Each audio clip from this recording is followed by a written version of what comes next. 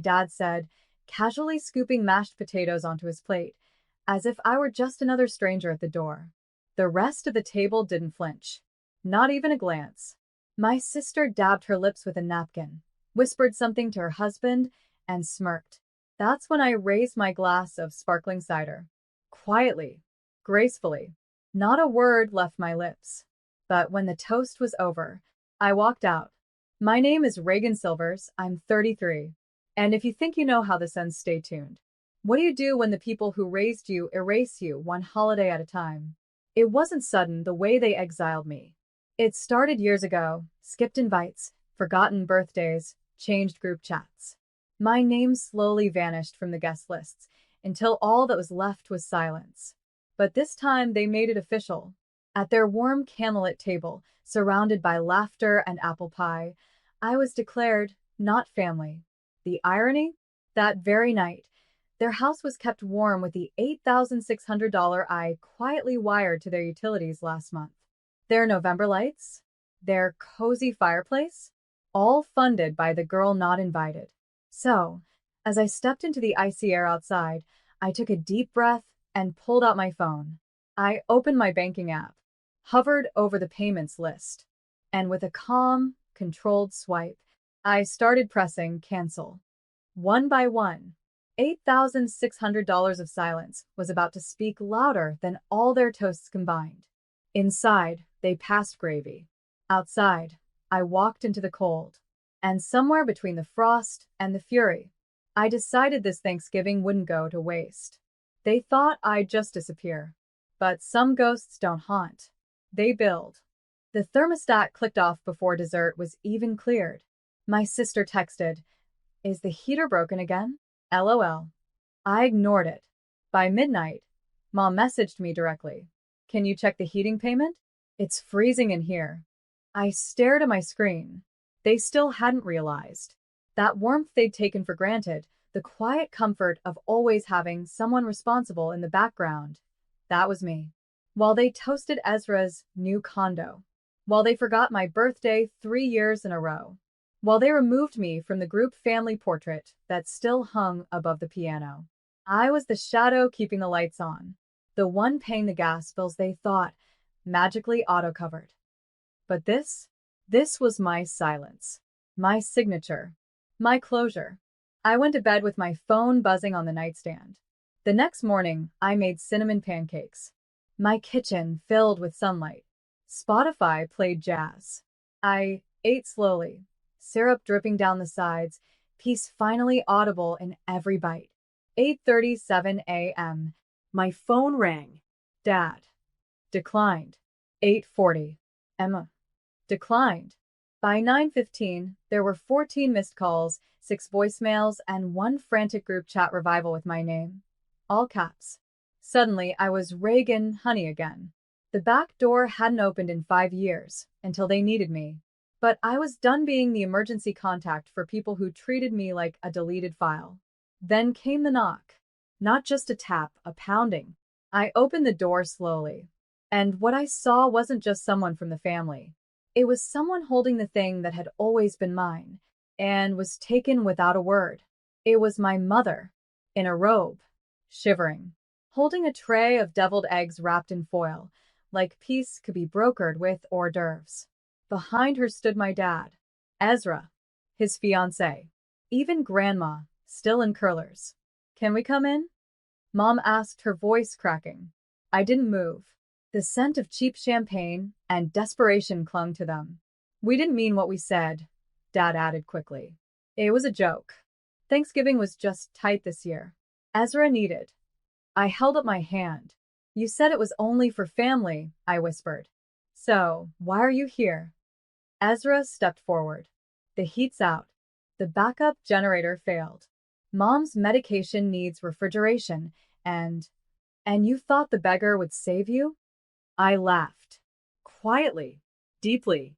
Mom reached into her pocket, pulled out a folded slip of paper. "This is from the lawyer. We updated the documents. You're back in the will." "Oh," I said, tilting my head. "The will, the heating, the guilt." They waited. But I wasn't the girl who begged for their table scraps anymore. You know what I sent with that last $8,600? I asked. They blinked. No. I smiled. Neither do I. Because you never asked what it cost me.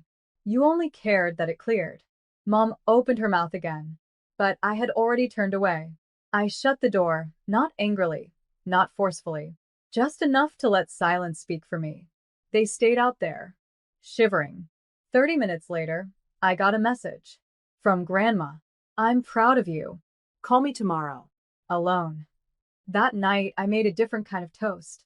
One for the version of me who finally knew. Family isn't who you're born to. It's who sees you and stays. By morning, the family group chat had resurrected me. Green circle, please just respond. Green circle, the heat's still out. Mom's getting worse. Green circle, can you help even just a little? I sip my coffee. Let the phone vibrate against the countertop like a broken apology. It wasn't about revenge. It was about remembering who I'd become. For 11 years, I had paid more than anyone ever asked. For birthdays, I wasn't invited to. For repairs I never got thanked for. For love that came with a receipt and zero returns. So, I did something they never expected. I showed up at their door with a contractor And a clipboard. Dad opened the door, red-nosed, beaten by the cold. Are you here to help? I handed him the clipboard. What's this? An estimate. I'm willing to fix your heating, but this time, I'll invoice it properly. Mom stumbled out from behind, her lips chapped, eyes wide. You're charging us? Yes, I said softly. Like you taught me to charge the world for anything that matters. They stared. Let me be clear, I continued. No charity. No strings. This is a contract. Like adults. Ezra's fiancée burst out laughing. Seriously? You're making your family sign a contract. I turned to her. Sweetheart, I don't work for exposure.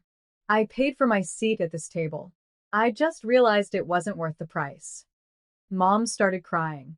Dad signed the paper with shaking hands. As the contractor got to work, I left. No hugs. No warmth. Just truth.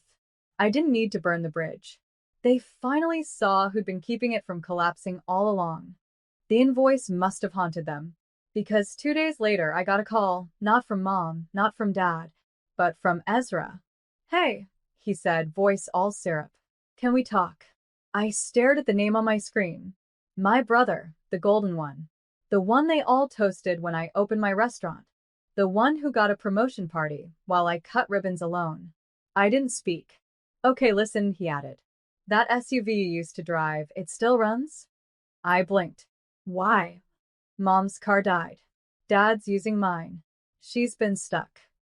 Ezra, I said slowly, why are you asking me this?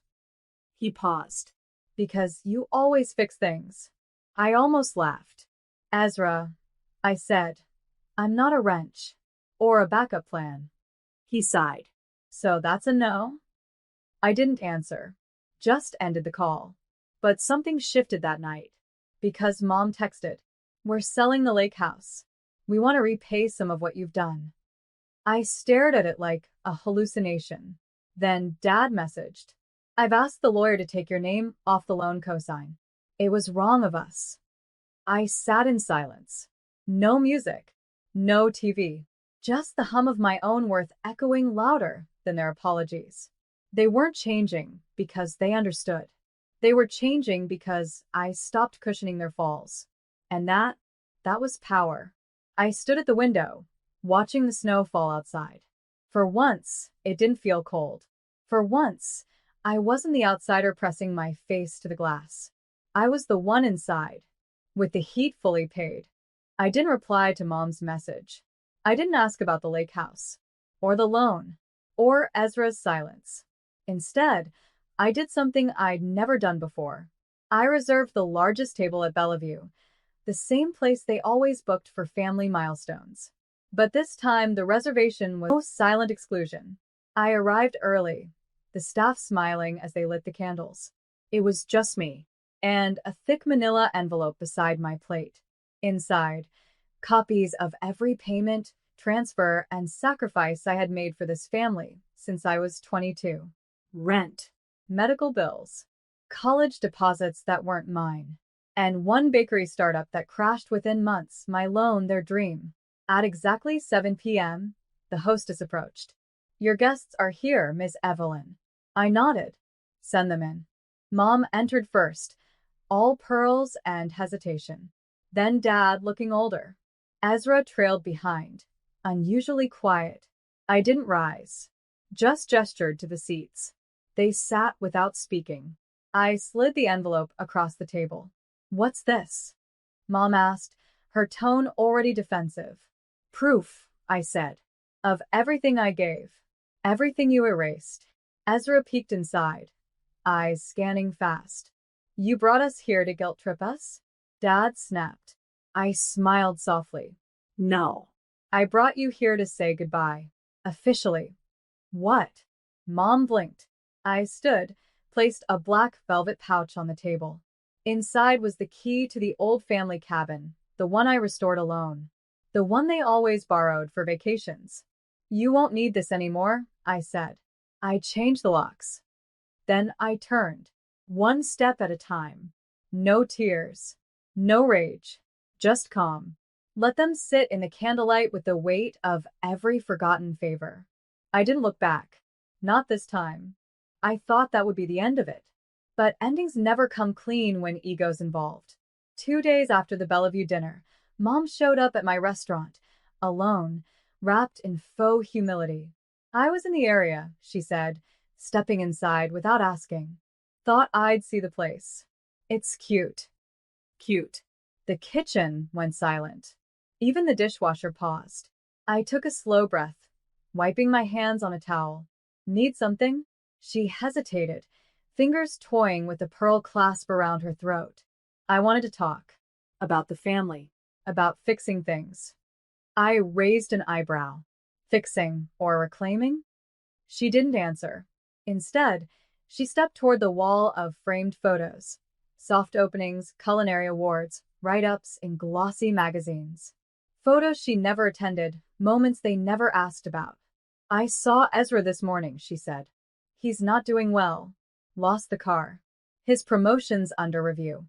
I said nothing. "And your father? He's struggling to pay for the cabin repairs." I nearly laughed. The same cabin they locked me out of, the same one they decorated with family-only signs at Christmas. Mom finally turned to face me. "We made mistakes," she admitted. "But family's still family. Right? That word again. Family. The one they used like a velvet rope, wrapping it around who they wanted, shutting out who they didn't." I tilted my head. "Do you want forgiveness?" I asked. "Or access?" Her mouth parted, but no words came. Behind me, my sous chef called out, a soft reminder that orders were piling up. I turned, walked back to the line, and as I plated the duck confit, I felt it. Not anger, not sadness, but a kind of quiet, sovereign peace. The kind you earn, the kind no one can take. They never said sorry. Not properly. Not once. What came instead were half offers. A dinner invite. A forwarded funny meme. A photo from my childhood captioned, "Good times, right?" I didn't respond. Not out of bitterness, but because I had no space left for performance. The next holiday came and went. I worked a double shift that day, not because I had to, but because it felt better than sitting at a table where love came with a receipt. The restaurant thrived. Customers asked about the signature drink named Second Daughter. I'd smile and say, "It has a quiet kick." Sometimes I caught Ezra across the street, just staring through the window. Once he came in, hat in hand, eyes unsure. He looked around, took in the warmth, the laughter, the photos of regulars who'd become family. He didn't speak. Just nodded, like he finally understood what I built without them. And I finally stopped waiting. Stopped wishing they'd recognize my worth without requiring proof. It's funny.